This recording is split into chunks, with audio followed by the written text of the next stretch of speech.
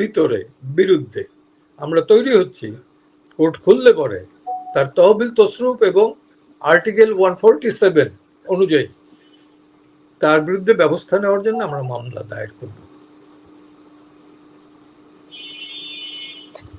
আত্মসাৎ, ক্ষমতার অপব্যবহার, সব কিছুর জন্য তার বিরুদ্ধে মামলা দায়ের হবে।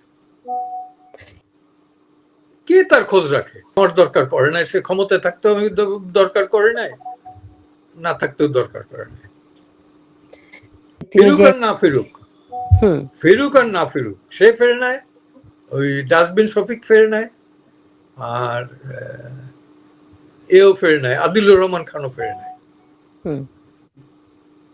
যিনি 29 মিলিয়ন ডলার ইউএসএআইডি থেকে পাইছেন, according to Trump, president Trump বলছে না, একটা অর্গানাইজেশনকে দেওয়া হয়েছে 29 মিলিয়ন ডলার অধিকার, আর দুই অধ্যাপক ঢাকা ইউনিভার্সিটি, তাদেরকে 1 মিলিয়ন করে 2 মিলিয়ন ডলার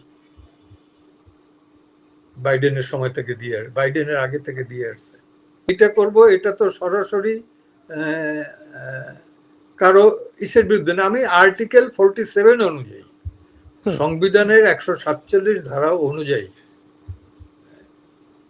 ক্ষমতার যে অপব্যবহার, অর্থাৎ প্রেসিডেন্ট হিসাবে কিন্তু তিনি পরবর্তীতে একটা এজেন্সি নিতে পারেন না, পেট্রোল পাম্পের এজেন্সি নিতে পারেন না, ওকে, আবার ওই মাছের আরো তো বানাইতে পারেন না